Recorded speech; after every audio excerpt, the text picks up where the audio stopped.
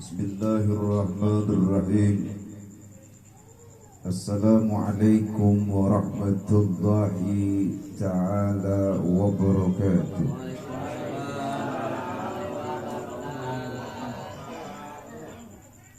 Alhamdulillah Alhamdulillahi rabbil alamin wal aqibatu lil muttaqin wala udwana illa 'alal zalimin. Ashhadu an la ilaha illallah wa ashhadu anna Muhammadan abduhu wa rasuluhu la nabiyya ba'dah.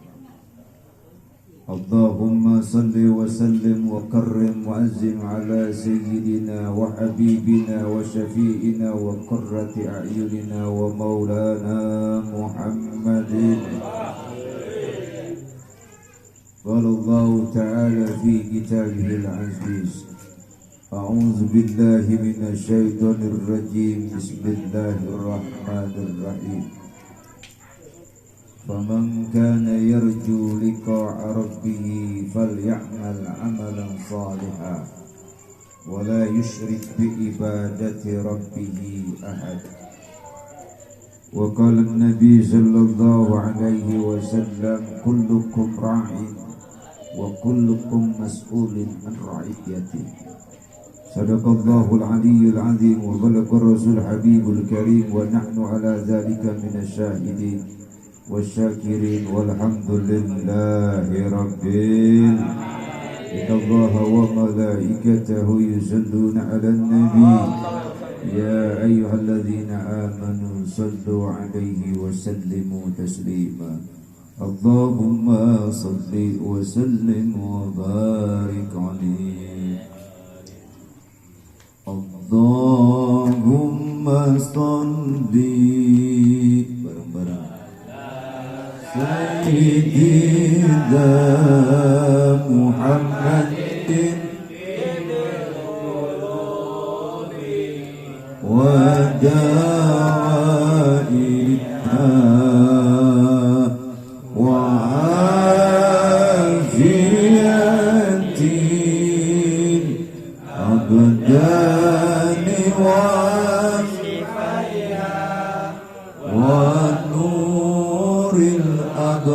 absari wa diyaiha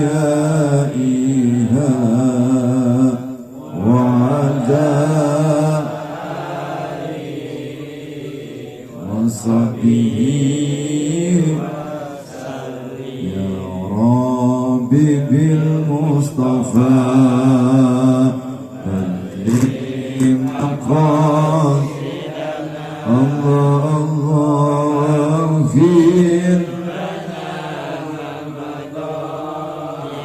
ya wasi'al karami waghfir ya wasi'al karami li khamsatun utfi biha arral waba'il hatimah al-Mustafa وابنهما والفاتمة يا ربي بالمصطفى بلدي مقام الله الله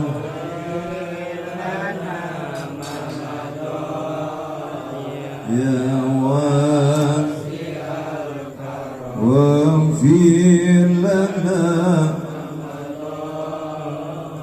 يا Allah ya Rabbana, lindungilah kami semua dari ujian dan bencana virus corona itu namanya ya Rabb.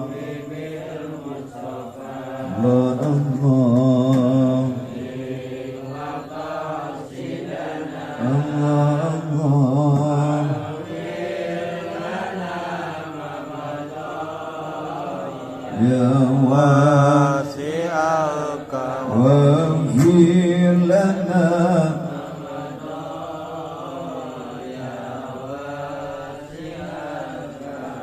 اللهم صل وسلم وبارك وعلى آله وأصحابه فتح بالنية القبول وبالهداية والتوفيق والرضا والعناية بالشفاء والعافية وبالنيته بالظاهرنا وباطننا ونفسنا وأهلنا وأولادنا وذرياتنا وتلاميذنا الجميع ومشايخنا الجميع في عينك الكرام خصوصا جماعة في هذا المجلس دعاء يا الله يا أرحم الراحمين يا مجيب السائلين ثم الفاتحة إلى آبائنا وأمهاتنا وأجدادنا وجداتنا والإخوان وأخواتنا في أهلنا وقراباتنا وذرياتنا ومشايخنا خصوصا إلى روح Bapak Angkas Naja Ahmad bin Naja Ahmad.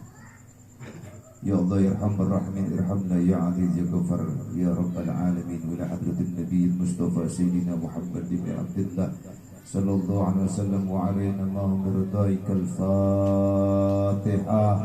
A'udzu billahi minasy syaithanir rajim. Bismillahirrahmanirrahim. Alhamdulillahirabbil alamin arrahmanir rahim maliki yaumiddin. Iyyaka na'budu wa iyyaka nasta'in ihdinas siratal mustaqim. Shiratal ladzina an'amta 'alaihim ghairil maghdubi 'alaihim. Hadirin jamaah majlis doa yang Allah muliakan, terkhusus keluarga besar sahibul musibah daripada Mangkas Naja Ahmad bin Naja Ahmad, terkhusus pula guru-guru kita tercinta untuk malam hari ini. Alhamdulillah kedatangan guru kita yang mulia, ada Al-Ustaz Haji Kiai Haji Syarif Hidayat, ada Al-Ustaz Abdul Halim dan segenap para abang-abang, ibu-ibu jamaah majlis doa yang Allah muliakan. Mudah-mudahan kedatangan kita ini menjadi wasilah doa almarhum Bapak Mangkas Naja Ahmad bin Naja Ahmad, tepatnya malam yang ke-100 hari ini menjadi wasilah bagi almarhum. Mudah-mudahan selalu senantiasa Allah berikan ampunan buat beliau, diterima amal ibadahnya, dijadikan kuburannya raudhah min riyadil jannah, dan insyaallah menjadi ahli sa'adah. Amin Allahumma ya rabbal. Dan kedatangan kita, langkah kaki kita baik yang jauh maupun yang dekat, tetangga jauh maupun tetangga dekat, mudah-mudahan langkah kaki kita pun Allah berikan ridha di dalamnya, Allah berikan rahmat di dalamnya, Allah berikan maghfirah di dalamnya, sekaligus karena pahala bagi kita semuanya. Amin Allahumma ya rabbal alamin. Hadirin hadirat jamaah majlis doa yang Allah muliakan, alhamdulillah pada kesempatan malam hari ini dengan izin ridha Allah kita bisa bermuajahah kembali dan bisa bersilaturahmi di kediaman daripada keluarga besar Mangkas Naja Ahmad bin Naja Ahmad. Yang pasti semua tiada lain tiada bukan hanya mencari ridha Allah Subhanahu wa taala, dan sekaligus dalam rangka nuansa silaturahmi kita untuk kesekian kalinya, alhamdulillah pada hari ini kita semua bisa berjumpa kembali dengan izin dan ridha Allah, sekaligus dalam rangka membantu doa buat almarhum khususnya dan umumnya buat keluarga besar kita semuanya. Hadirin hadirat jemaah majlis doa yang Allah muliakan, kalau terkadang kita menyaksikan seseorang yang ada tersenyum, ada yang nangis, ada yang kadang-kadang menurut pandangan mata kita orang ini sangat luar biasa gembira, sumringah dan sangat luar biasa tersenyum terbuka lebar. Ternyata di satu sisi ada orang yang ketika berlinang dengan air matanya pun berjatuhan dari dia punya matanya. Satu pelajaran penting, hal sifatnya manusiawi, kadang orang senang, kadang orang sedih, kadang orang gembira, kadang orang sedih. Kalau dari kedua karakter yang saya utarakan ini, orang bahagia pasti ada sesuatunya ketika pada saatnya tiba Allah berikan kebahagiaan bagi dirinya. Pun demikian, ada orang yang Allah berikan ujian dan cobaan, saatnya tiba ternyata dia tidak hanya sebatas gembira, tidak bisa, ternyata nangis dalam dirinya. Hal ini satu pelajaran penting bagi kita, ada wabil khusus jamaah majelis doa yang Allah muliakan. Kalau orang bahagia ada cirinya. Kalau orang yang namanya tidak senang dan tidak bahagia, sedih, ada cirinya. Sama. Pun demikian apa yang disampaikan oleh baginda Nabi Muhammad sallallahu alaihi wasallam. Apa kata beliau? Alamat syakawah arba'atun, tanda kebinasaan seseorang, tanda orang bakal celaka, tanda orang bakal kecewa dalam hidup dan kehidupannya dunia terlebih di akhirat kelak.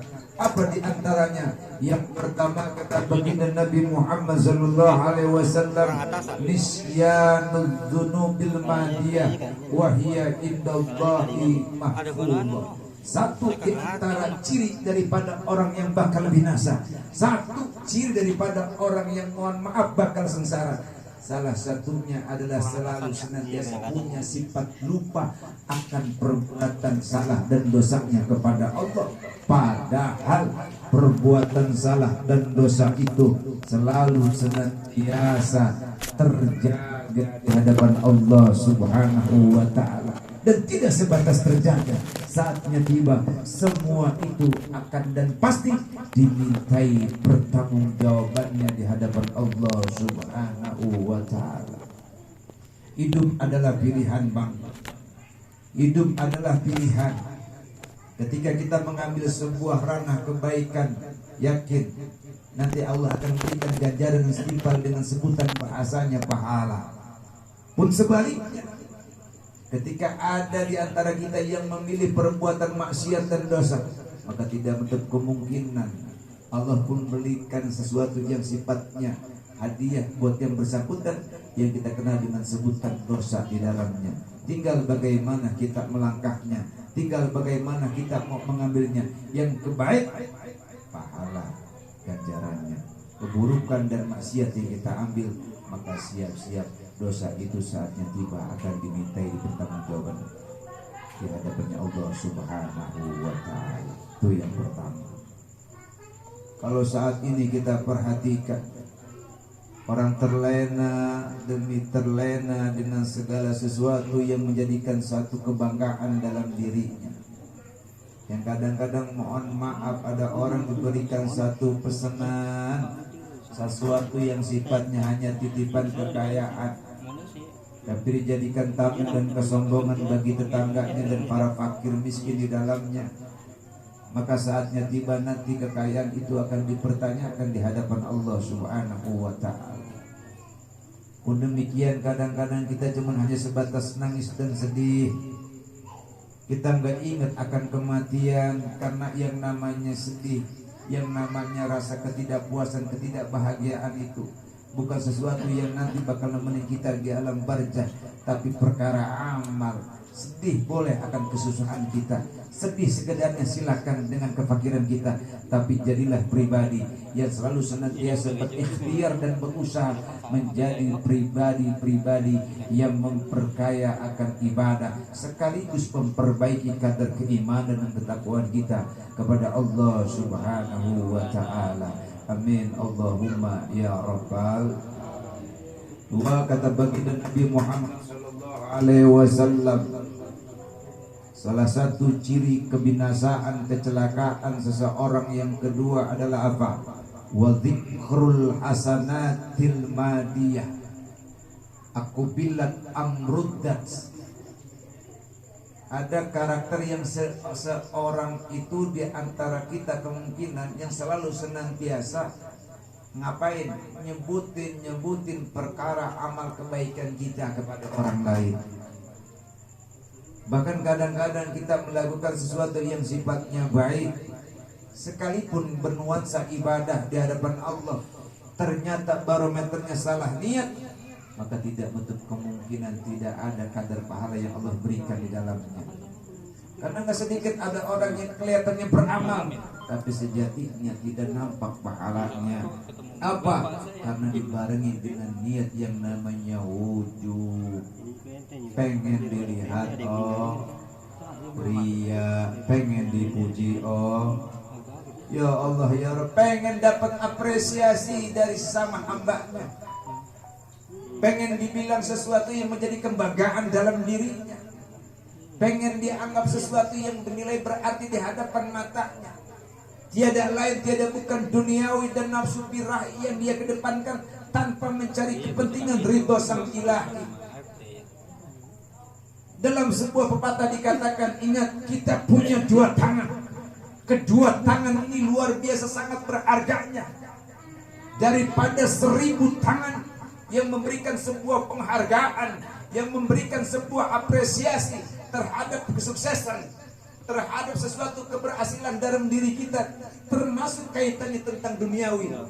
Tapi luar biasa pentingnya dengan dua tangan ini, yang dimana dengan kedua tangan ini Allah akan memberikan sesuatu yang berharga, sekaligus insya Allah memberikan keselamatan kita dari dunia sampai akhirat. Amin ya Allah ya Rabbal. Makanya kalau sudah perkara ibadah, amal, apa yang kita lakukan tujuannya hanya sebatas mencari ridha Allah. Jadi kita bantu tahlil, yakin Bang Abang, karena Allah saatnya tiba Allah meninggal, Allah meninggalkan kita, atau Allah mewafatkan diri kita, yakin saatnya tiba pun banyak orang yang bantu tahlil kita. Setuju? Kalau malam hari ini kita sering bantu doa orang, mohon maaf, yang kadang-kadang tidak harus diundang doang. Kita ini makhluk sosial, makhluk yang punya psikis, Bang. Apa sih psikis? Ini 8 huruf yang punya perasaan. Kalau ada tetangga kita yang terkena musibah, terkena ujian dan cobaan, makhluk sosial langsung responsif.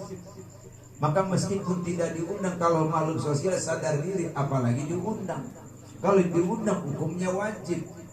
Hakul muslim alal muslim situn, salah satunya adalah ketika dipinta, diundang, mau tidak mau kewajibannya harus datang. Sekalipun tidak diundang, kalau bicara konteks bantu antar sesama, apalagi yang kita kenal dengan sebutan makhluk sosial, dan kita yakini dengan iman kita bahwa kedatangan kita insya Allah bernilai pahala di hadapan Allah Subhanahu wa Ta'ala. Maka hal ini perlu kita pertahankan, perlu kita kembangkan, sekaligus memberikan tausiah, sekaligus memberikan ibrah dan pelajaran kepada generasi anak-anak kita selanjutnya. Insya amin Allahumma ya Rabbal. Yang ketiga, jamaah majlis doa yang Allah muliakan. Yang ketiga ini salah satu ciri daripada orang yang pasti bakal celaka. Orang yang selalu senantiasa akan merugi, jangankan sifatnya akhirat, dunia pun demikian, apalagi di akhirat, adalah orang yang punya karakter wa nadharahu man fawqahu fid dunya. Orang yang kadang-kadang selalu bicara melihat, memandang. Orang yang selalu bicara duniawi melihatnya ke atas, bukan melihat ke bawah. Artinya apa? Kita menjadi pribadi orang yang beriman, yang kadang-kadang kita mohon maaf, kadar keimanan kita lagi turun, lagi drastis.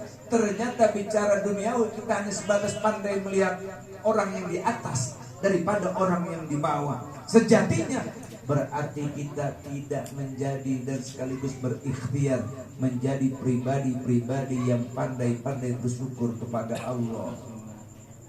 Na'udhu summa na'udhu billahi min Syekhun al-Kiram Habiban al-Mahbub Al-Habib Zain bin Ibrahim bin Semit menukilkan kajian kitab dalam kajian kitab Al-Manhajusyawi Sayyidina Ali karramallahu waj'ah, bicara tentang makna bersyukur kepada Allah Subhanahu wa Ta'ala. Apa kata beliau? Al-qana'atu bil qalil, berusaha punya karakter menjadi pribadi orang yang beriman dengan karakter qana'ah, Apa qanaah? Al-qanaatu kanzun la yafna, kata baginda Nabi.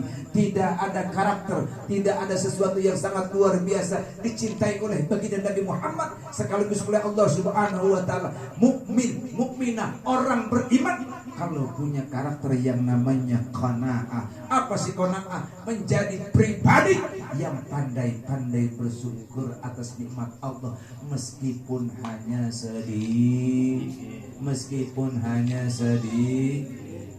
Begitu. Maka kalau kita sudah berusaha menjadi orang-orang yang pandai bersyukur dan berterima kasih kepada Allah, yakin nikmat-nikmat berikut saatnya tiba Allah akan berikan. Allah akan berikan keridhaan, keberkahan sekaligus bekal modal kita kepada Allah Subhanahu wa taala. Amin ya Allah ya Rabbal. Yang terakhir, kata baginda Nabi Muhammad sallallahu alaihi wasallam, perkara tanda-tanda orang yang bakal binasa, yang bakal kecewa, yang bakal celaka. Wa nadharahu man dunahu fiddin. Orang yang melihat perkara agama, melihatnya bukan ke atas tapi ke bawah. Jadi tidak diperkenankan sebagai orang yang beriman bicara tentang konteks agama, melihatnya jangan orang yang ada di bawah, tapi melihatnya ada orang yang sifatnya beragama, cakep, mapan ilmunya, soleh orangnya, alim luar biasa, akhlaknya luar biasa, cakep, ikutin, dicontoh, jangan lihat ke bawah. Artinya apa? Jadilah pribadi orang-orang yang beriman, pandai-pandai menduplikasi, mencontoh orang-orang yang rajin ibadahnya kepada Allah, orang-orang yang makin cinta banyak salawatnya kepada baginda Nabi Muhammad, orang-orang yang makin taat dan patuh kepada kedua orang tua. Ini kayak gitu. Bang Owen ini secara tidak langsung dia ngadain kayak gini karena uminya termasuk almarhum ngajarin seperti ini. Pun demikian almarhum diajarin sama kakeknya, sama babanya, sama engkongnya, sama neneknya.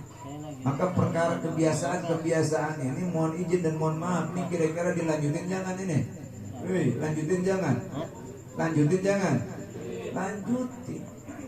Iya. Karena ini sesuatu yang sangat berarti bagi almarhum. Dalam satu kajian kitab apa? Nihayatuz Zan. Al-Imam, siapa yang dari Banten itu? Imam Syekh Nawawi Al-Bantani menggambarkan orang yang di alam barzah. Apa? Subhanallah tabarakallah. Gambaran al-mayyitu bi qabrihi kal-doriqil mughawis. Gambaran orang yang ada di dalam barzah, Bang. Orang yang ada di dalam kubur, apa? Gambarannya laksana orang dalam keadaan apa? Kalau di air apa namanya? Kelelep. Tahu kelelep, Bang? Kalau bahasa orang sini apa kelelep, Bang? Tenggelam. Kanjut mah kagak, Bang, tenggelam. Beda kanjut sama tenggelam. Kalau kanjut jalan. Kalau tenggelam itu kagak nongol-nongol, Bang. Sekalinya nongol dia ngapain? Minta tolong. Nah, gambarannya pun demikian. Orang yang di alam barzah minta tolong sama siapa? Yang tabiru dakwatan. Dia tungguin tuh doa. Doa daripada siapa? Dari anaknya, wa ahlihi dan keluarganya, wa sadiqihi dan para sahabatnya, para tetangganya. Lihat beliau apa yang kita lakukan pada malam hari ini. Dan beliau pun berdoa. Kalau hari ini kita bantuin doa buat beliau, ternyata pun nanti apa yang kita lakukan sekarang nanti saatnya tiba akan menjadi sesuatu yang berarti dalam hidup kita ketika saatnya tiba Allah wafatkan kita. Insya Allah. Amin ya Allah ya Rabbal. Sampai-sampai baginda Nabi Muhammad SAW bilang apa? Ad-du'a'u was-shadaqatun hadiyah lil maut. Yang namanya doa, sedekah itu hadiah bagi si mayit, bagi orang yang sudah meninggal. Jadi satu hal yang biasa bang, kalau dalam hidup ini antara makhluk yang satu dengan yang lainnya sama-sama hidup nih. Ada si A dalam masa hidupnya berprestasi, kemudian sang bapak sama sang ibu ngasih hadiah apresiasi kepada anaknya karena putranya, anaknya punya apa? Punya keunggulan, punya prestasi yang bagus, yang baik prestasinya. Diberikan apresiasinya bang, dihargai bang anaknya, dikasih hadiahnya. Bapaknya, ibunya ngasih hadiah kepada anaknya karena anaknya prestasi belajarnya cukup bagus. Alhamdulillah. Itu malum bang, itu mah biasa. Tapi yang sangat luar biasa bagaimana pertanyaannya? Karena mohon izin, kadang-kadang seusia anak remaja ini yang mohon maaf baru duduk di bangku sekolah atau bisa dikatakan di bangku kuliah, yang kadang-kadang mohon maaf ngajinya kurang, main gadget paham, main Android sangat luar biasa pinternya, giliran lempengan kayak gini nggak ngerti. Dia bilang mana yang namanya kayak gini, bicara hal yang agak jelas, bicara yang agak pernah nyampe, bicara sesuatu yang tidak ada artinya. Kata ini anak yang kadang-kadang duduknya sudah di bangku kuliah, ngajinya kagak. Ini pertanyaan saya tolong dijawab nih. Kalau ada cara kayak gini bagus kagak ini bang? Terusin jangan bang. Ini seneng gak almarhum bang? Girang bener betul. Ya Allah ya Rabb tabarakallah. Makanya pun Nabi komentar bang, sesuatu yang kita penuh laksanakan dengan kebiasaan, adat yang penuh dengan kebiasaan yang kita lakukan, kemudian kebiasaan itu baik di hadapan Allah dan Rasulnya, yakin bang dapat pahala satu. Dan yang kedua pahala orang-orang yang mempertahankan sekaligus yang ngikutin hatta ila yaumil qiyamah, ngalir terus pahalanya. Almarhum nyampe meskipun anaknya masih ada di dalam dunia, bapaknya sudah nggak ada di alam barzah, sudah dipanggil sama Allah, yakin doanya bakal nyampe. Amin. Doanya bakal nyampe, istighfarnya bakal nyampe, termasuk apa yang bapak makan, apa yang bapak minum, kopi yang sudah dihidangkan, itu tiada lain tiada bukan tujuan sahibul musibah agar pahalanya ngalir buat almarhum. Alhamdulillah. Amin ya Allah ya Rabbal. Yang terakhir Pak, saya mau kasih motivasi buat adik-adik. Jadi ada orang bang nih, preman, orang kerjaannya maksiat, tukang mabok bang. Al-Imam Ghazali meriwayatkan cerita ini, kisah ini dalam kajian kitab namanya Mukashafatul Qulub. Coba direnungi bang ini ceritanya bang. Sambil santai silakan, sambil ngopi. Tapi yang paling penting difokuskan pandangan, difokuskan telinganya, karena ini cerita luar biasa bang, nyentuh bang. Karena saya pernah sampaikan di antaranya itu ada mantan preman nangis bang, saya sampaikan berita ini, saya sampaikan informasi ini. Di kajian kitab Mukashafatul Qulub ada negeri namanya negeri Irak, di mana ada perkampungan. Di situ ada perkampungan namanya Basra. Di perkampungan itu bang ada orang yang sudah berumah tangga tapi kerjaannya maksiat, dosa dan dosa terus dilakukannya, bahkan nyaris bikin lingkungan masyarakat tidak merasa nyaman dan tenang. Namun apa yang terjadi saatnya tiba, ini orang yang kebiasaannya main judis, nongkrongis, morfinis, ganjais, narkotikis, ujung-ujungnya mampus. Ujung-ujungnya apa bang? Meninggal ini orang, wafat. Apa yang terjadi bang? Ternyata pas ini orang ahli maksiat wafat, satu pun bang masyarakat tidak ada yang mau nyolatin. Nggak ada yang mau nyolatin ini orang yang ahli maksiat. Satu pun tidak ada. Alhasil apa yang terjadi ini, sang istri bang dalam keadaan sedih. Suaminya meninggal, disebut-sebut jadi buah bibir di mata masyarakat. Ada di antara masyarakat yang senang dengan kematian dia. Kan ada orang begitu ya bang. Ada orang ahli maksiat, bikin suasana nggak tenang, nyaman di masyarakat. Meninggal dia, masyarakat senang nggak bang? Senang banget. Rame jadi buah bibir di lingkungan masyarakat bang. Viral bahasanya, rame, booming pada saat itu. Tapi sang istri bang tidak cukup hanya sebatas nangis, dia tetap ikhtiar. Dicari 2 orang bang yang mau gotong jenazahnya dan siap dibayar itu. Alhasil alhamdulillah dengan izin dan ridha Allah, ada 2 orang ini mau gotong si mayat, kemudian ini mayat digotong. Sampailah satu perkampungan, di mana perkampungan itu luar biasa luas halamannya, rindang pemandangannya, dan nggak begitu jauh dengan pegunungan. Masih asri suasananya. Namun apa yang terjadi bang? Sampai di sana pun tetap 1 orang pun nggak ada, kecuali ini antara sang istri sama 2 orang yang jenazah yang gotong.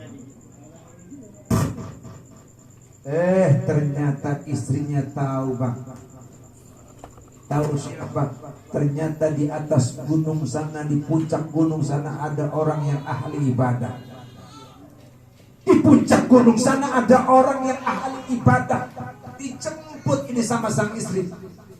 Nyamperin itu orang yang ahli ibadah, orang yang alim, orang yang soleh. Dijemput sama istrinya.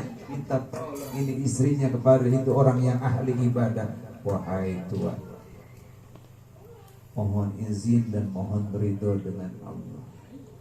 Ikhlas karena Allah saya datang kemari. Pun demikian, saya minta ridhonya Tuhan. Agak sulit beratnya mau nyolatin suami saya yang ahli maksiat.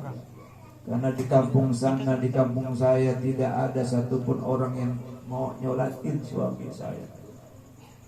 Oleh karenanya Tuhan, saya minta ridhonya, tolong sholatin suami saya. Ternyata tersenyum orang yang ahli ibadah bang. Apa kata ini orang yang ahli ibadah? Siap ibu, saya turun nanti dari gunung, saya akan nyolatin dan saya siap nyolatin suami ibu. Ternyata cerita sampai di Bekasi bang, sudah ramai juga di lingkungan masyarakat. Sudah sampai di lingkungan masyarakat. Apa kata masyarakat yang punya penyakit-penyakit hati? Kita aja sebagai tetangganya, masyarakatnya ogah mau nyolatin orang yang ahli maksiat. Itu ternyata tiba-tiba ada orang yang ahli ibadah datang dari kejauhan, dari puncak gunung, mau turun dan mau nyolatin. Ternyata alhamdulillah bang, atas izin dan ridha Allah, meskipun sebagian masih ada orang-orang yang punya penyakit hati pada saat itu, sebagian masyarakat ada yang tersentuh dengan hidayah dan taufiknya Allah, ngikut bantuin nyolatin bang. Alhasil masyarakat bantuin nyolatin dengan orang yang ahli ibadah ini. Kelar nyolatin salat jenazah pada saat itu. Tetap bang, yang namanya orang kepo mah ada ya. Tahu kepo? Keingin tahuannya ada aja, pengen tahu. Ternyata tidak sebatas itu bang, masyarakat minta tolong sama istrinya. Bu, itu kira-kira perkara amal apa sih yang dilakukan sama suami ibu ketika masa hidupnya? Orang kita sebagai masyarakat aja ogah nyolatin suami ibu. Ini ternyata ada orang yang ahli ibadah, orang soleh, jauh dari gunung sana, mau nyolatin orang yang ahli maksiat, orang yang ahli maksiat. Bang, apa yang terjadi? Istrinya terdiam, nggak bisa jawab apa-apa, cuman dia komentar. Bagaimana saya bisa menjawab? Kan bapak tahu, masyarakat tahu, suami saya kebiasaannya suka maksiat dan berbuat dosa, mabuk-mabukan, main judi, ganja, nongkrong nggak buku lagu. Begitulah kebiasaan suami saya. Lalu apa kata orang yang ahli ibadah, Bang? Oh, mohon izin, ibu merenung sejenak, berpikir sejenak. Coba, kira-kira amalan apa sih yang dilakukan sama suami ibu ketika masih hidup di dunia? Ini, Bang, ada beberapa poin yang bisa kita petik. Alhasil ini sang istri ingat ternyata, Bang, dengan kebiasaan yang dilakukan meskipun jarang sama suaminya.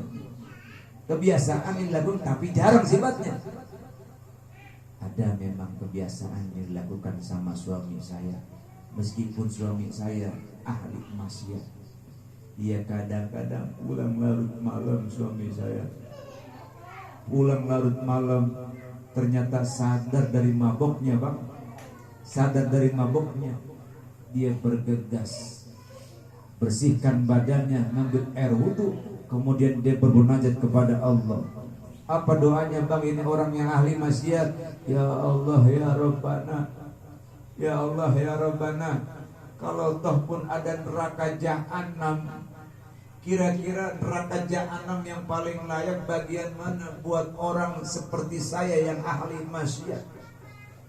Ternyata sang istri mendengar jeritan tangisan sang suami yang pada saat itu diponis sama masyarakat adalah orang yang ahli maksiat.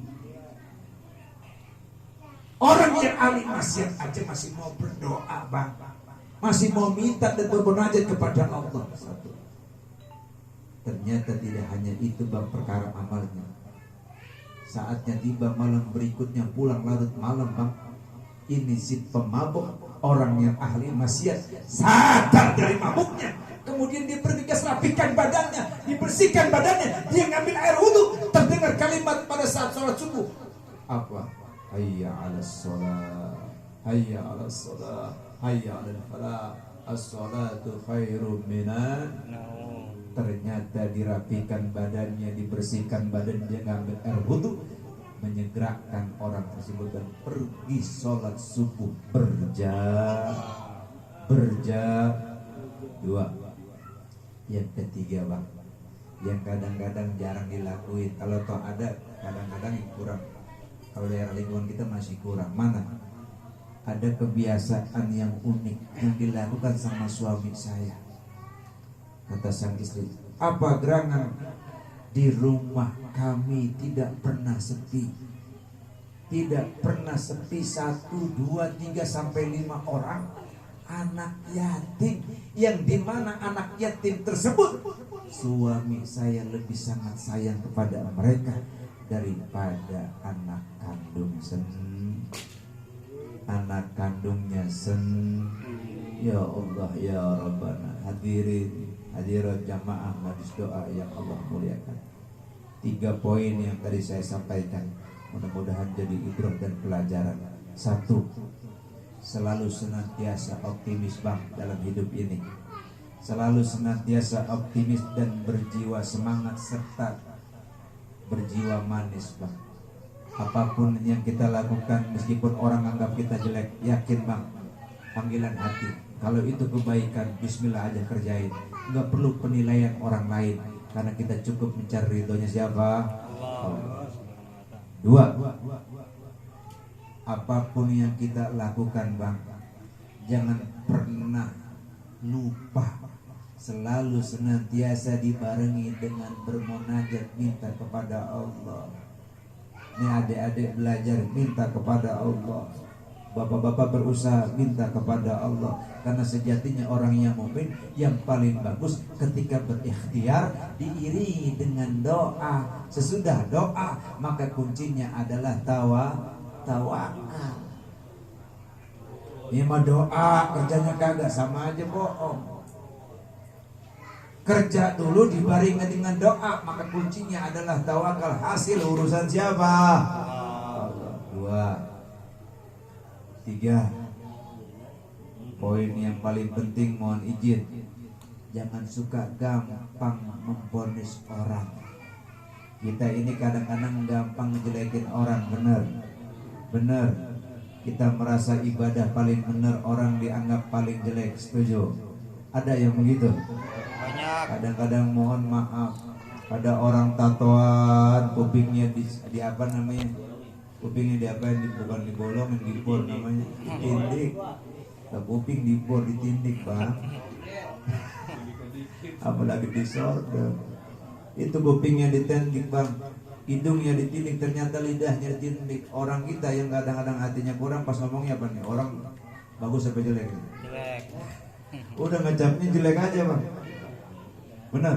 Ya. Apalagi Bang ya, Abang punya teman kenalan komunitas marginal. Maka saya pernah diundang tausiah peringatan Maulid baginda Nabi Muhammad SAW, orang-orang kaum marginal. Orang-orang yang palanya sampai kakinya, itu tatoan semua. Tatoan semua. Ya Allah, kalau ada orang pedurenan tatoan udah hitam, ya kan? Tatonya cap kodok, bulu pas dibuka ngebul lagi. Kalau orang barat kayak Bang Becun masih pantas. Orang barat kan ganteng-ganteng ya, gede tinggi, hidung mancung, kulit. Ya orang pedurenan. Ya Allah, ya Allah. Tabarakallah. Ini muhasabah diri bagi kita. Apa katanya? La tahtakir man dunaka falikulli syai'in maziyah. Jangan pernah mengecilkan orang lain, karena bisa jadi orang yang kita kecilkan, orang yang kita remehkan itu di hadapan Allah derajatnya lebih mulia. Tadi buktinya ada orang yang kita bilang ahli maksiat, ternyata ada orang yang ahli ibadah. Ngapain? Ngelatin. Kita tetap pakai panggilan hati, yakin apa yang kita perbuat, apa yang kita lakukan, bentuk amaliyah apa yang kita kerjakan. Kalau selama itu kita yakin, dibarengi dengan keilmuan, tidak perlu penilaian orang lagi, tidak perlu penilaian dan apresiasi dari orang lain. Hanya sebatas kita berharap mencari apresiasi dan ridho Allah bagi kita semuanya. Dan insya Allah saatnya tiba. Mudah-mudahan Allah wafatkan kita dalam keadaan husnul khatimah. Ya Allah ya Arhamar Rahimin, la hadan Nabi Mustafa Sayyidina Muhammad bin Abdullah sallallahu alaihi wasallam biridhaikal Fatihah. Alhamdulillah rabbil alamin arrahmanir rahim. Ya na'budu wa iyyaka nasta'in ihdinas mustaqim. Shiratal ladzina an'amta 'alaihim ghairil maghdubi 'alaihim waladdallin. Maaf Allah, muafiq ila adwa min tariq.